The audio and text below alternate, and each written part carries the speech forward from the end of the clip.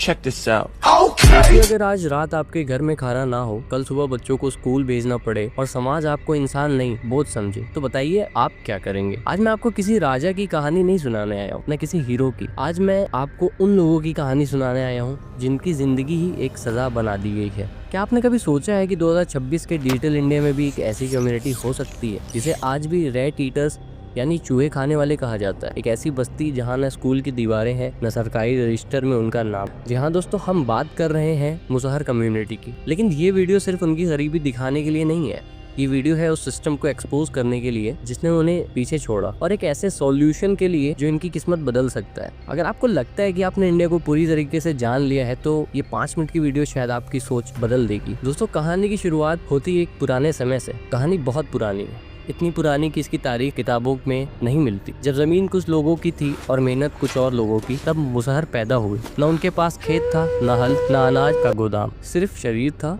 जो दूसरों की फसल उगाता था। दिन निकलता, मुसहर खेत में जाता, पसीना बहाता, और दिन ढलते ढलते उसके हिस्से में सिर्फ थकान आती। और बहुत से लोगों में ये सवाल उठता है कि चूहे खाने की शुरुआत कैसे हुई। कोई खुशी से चूहा नहीं खाता, या कोई त्योहार नहीं था, कोई परंपरा नहीं थी। ये था भूख का आखिरी रास्ता। सदियों पहले जब जमींदारी प्रथा थी, जब सारी जमीन ऊंची जातियों के पास थी, मुसहर सिर्फ मजदूर थे, बिना मजदूरी, बिना अधिकार। दिन में खेत में काम, रात में भूखे पेट। और जब भूख हाथ से गुजर गई तो खेतों में, बिलों में से निकलने वाले चूहे इनकी जिंदगी बचाने लगे। वैसे तो ये भी इंसान है, और कोई इंसान कैसे चूहा खा सकता है? क्या हमने इंसान को इतना मजबूर कर दिया है कि वो आज के युग में भी चूहा खा रहा है? तो दोस्तों, वीडियो को स्टार्ट करते हैं और आपको ये बताते चलते हैं कि मुसहर समुदाय की शुरुआत कब और कहां से हुई। सटीक इतिहास लिखित रूप में बहुत कम है। माना जाता है कि ये समुदाय हजारों साल पुराना है। इनका संबंध प्राचीन समय के जंगलों में रहने वाले जमीन से वंचित मजदूर वर्ग से माना जाता है। इनका सबसे मुख्य क्षेत्र, जैसे मुसहर ज्यादातर इन राज्यों में पाए जाते हैं, जैसे कि लाइक बिहार हो गया, उत्तर प्रदेश, झारखंड, पश्चिम बंगाल, नेपाल के तराई क्षेत्र में भी काफी ज्यादा संख्या में भी पाए जाते हैं। और क्योंकि सामाजिक स्थिति, सदियों से छुआछूत और भेदभाव और शिक्षा की भारी कमी, आज भी भारत की सबसे गरीब जातियों में गिने जाते हैं। कई इलाकों में इन्हें अब भी इंसान से कम समझा जाता है। तो अब देखते हैं कि इंडियन गवर्नमेंट के हिसाब से मुसहर क्या है। भारत का संविधान कहता है हर नागरिक एक बराबर है, लेकिन जमीन पर एक सवाल खड़ा है, अगर सब बराबर है तो मुसहर आज भी सबसे पीछे क्यों है? सरकारें बदली, नारे बदले, योजनाएं बदली, पर मुसहर की जिंदगी ज्यादा क्यों नहीं बदली? तो चलिए दोस्तों, इस चीज को समझने की कोशिश करते हैं। सबसे पहले कि हम ये देखते हैं, मुसहर समुदाय अनुसूचित जाति SC में आता है, इसलिए कागज पर उन्हें कई अधिकार मिले हैं। पहला प्लस पॉइंट ये है संवैधानिक अधिकार, छुआछूत, गैर कानूनी, SC के लिए आरक्षण, शिक्षा और नौकरी में विशेष प्रावधान। कागज पर मुसहर भी बराबर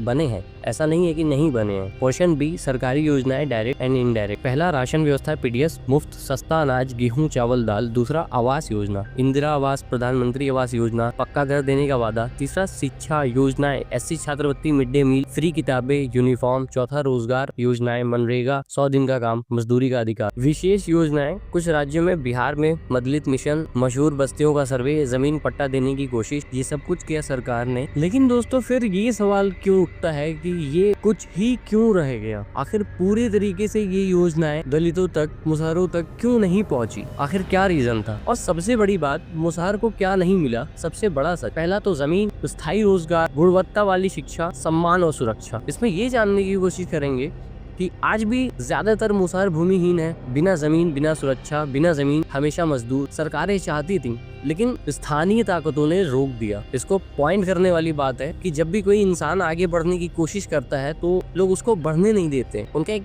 कॉन्सेप्ट ये हो चुका है कि अगर मजदूर का बच्चा है तो वो मजदूर ही बनना चाहिए, वो कभी मालिक नहीं बनना चाहिए। और बात करते हैं स्थायी रोजगार पे, जो कि सरकार ने प्रोवाइड कराया, मनरेगा का 100 दिन का काम। परंतु मनरेगा अस्थायी है, कोई स्किल ट्रेनिंग नहीं, उद्योग नहीं पहुंचे, नतीजा पीढ़ी दर पीढ़ी मजदूरी करती रही। बात करते हैं गुणवत्ता वाली शिक्षा पे, तो स्कूल दूर है, शिक्षक भेदभाव करते हैं, बच्चे गरीबी के कारण स्कूल छोड़ देते हैं। पढ़ाई की शुरुआत होती है लेकिन मंजिल नहीं मिलती। और सबसे बड़ी चीज है सम्मान और सुरक्षा। आज भी गाली के रूप में मुसहर बोला जाता है। सामाजिक बहिष्कार, राजनीतिक आवाज की कमी, सम्मान कोई योजना नहीं दे पाई आज तक। रिकॉर्ड है। तो ये मैंने आपको कुछ ग्राफिक के जरिए बताने की कोशिश, और फिर यहाँ पे सवाल ये उठता है आखिर क्यों नहीं मिला पूरा हक? असल कारण क्या था? अब सबसे जरूरी हिस्सा है क्यों। कारण एक, जमीन भ्रष्टाचार, योजना ऊपर से बनी, नीचे तक पहुँचते पहुँचते पैसा और सुविधा दोनों गायब। कारण 2, स्थानीय जातिगत ताकत, जमींदार, पंचायत, दबंग वर्ग, उन्होंने नहीं चाहा कि मुसहर मजदूर से कभी मालिक बने, जैसा कि मैंने अभी पहले कहा था। कारण नंबर 3 है जागरूकता की कमी। मुसहर को पता ही नहीं कि उनका हक क्या है। फॉर्म भरना, दफ्तर अंदर जाना उनके लिए बहुत ही मुश्किल है। ऐसा लगता है कि वो मतलब कि जा रहे हैं, बहुत ही बड़े स्टेज पे खड़े हो रहे हैं और वो अपनी आवाज को बोल ही नहीं पा रहे। और चौथा कारण है राजनीतिक इस्तेमाल,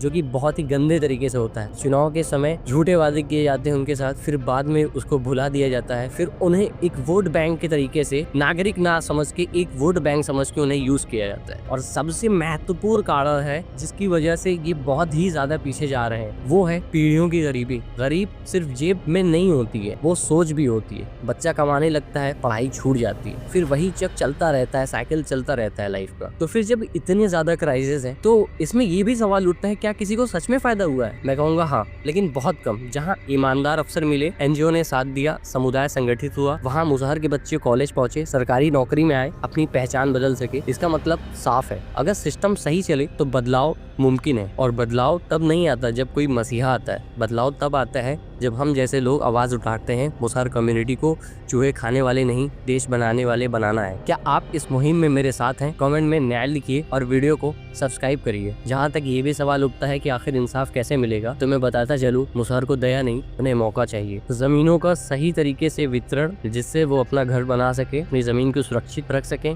और बस्ती के पास स्कूल जिसमें उनके बच्चे जाके अपनी पढ़ाई को कंप्लीट कर सके और उन्हें अपना सोच, अपना नजरिया बदलने की एक उमंग मिले। कानूनी सुरक्षा और स्किल, स्थायी रोजगार, और सबसे जरूरी चीज है वो है आवाज। उन्हें बोलने का मौका दिया जाए, क्योंकि सरकार ने योजनाएं बनाई, कुछ मदद भी की, लेकिन पूरा इंसाफ इसलिए नहीं मिला क्योंकि योजनाएं कागज पर चली और मुसहर जिंदगी में हारते रहे। याद रखिए, जब तक सबसे आखिरी इंसान ऊपर नहीं उठेगा, तब तक विकास सिर्फ एक नारा रहेगा। So thank you so much. मिलते हैं आप लोगों से नेक्स्ट वीडियो में।